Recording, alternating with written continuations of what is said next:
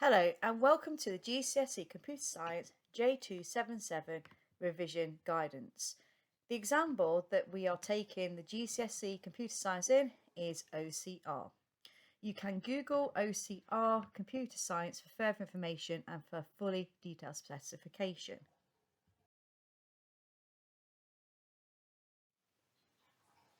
Here is a copy of the content of the specification. However, you can refer to the fully specification as I mentioned previously for more breakdown and details.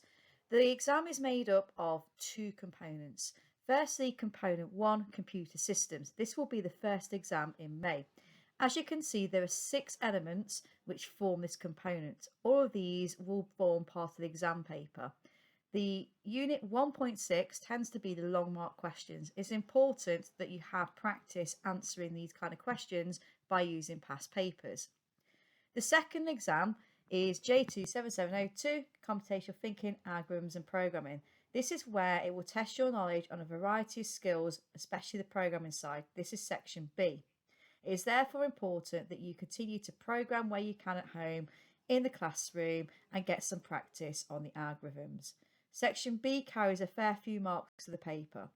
In this section, you must write in either OCR reference language or in a higher level language of your choice. In the class, we have decided to write in Python. So how do we exactly revise for computer science? Well, for starters, we can use the resources in Google Classroom. You can revert back to your Year 10 coursework as well as this year.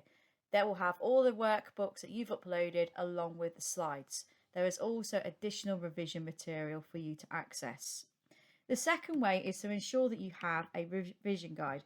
These are the CGP guides that are widely used across the school with other subjects. You can buy both the revision guide and a workbook too. The third option is to complete some Seneca learning. This will be set as regular homework, but you can also have a go at the different sections yourself. It's important you keep up to date with both papers, paper 1 and paper 2. Quizlet allows you to create some flashcards with keywords. This is an ideal option for those of you that want to understand the difference between the different words in the computer science exam, which often or not pupils can lose marks if they don't understand what's being asked of them. As you can see, roughly 40% of the marks will be dependent on understanding keywords and definitions. There's then finally BBC Bite Size. If you do a search for GCSE Computer Science OCR, there are some resources there that are quick wins. They are very, very easy to access, not very wordy, and are fabulous for quick snapshot revision.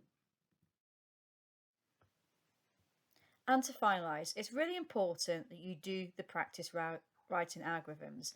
If you use Algorithm a Day, you'll be able to be successful in the exam. This is free of charge. Just place into a Google search Algorithm a Day. There is also Algorithm a Day Lite. They give the answers, but please be aware that some of this is in pseudocode rather than Python. You may want to try and code these algorithms yourself using Python.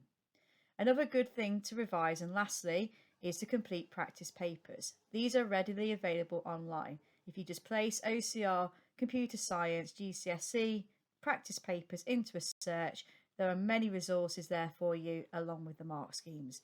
You'll also have some printed copies of past papers to revise both in class and at home. Thank you for listening.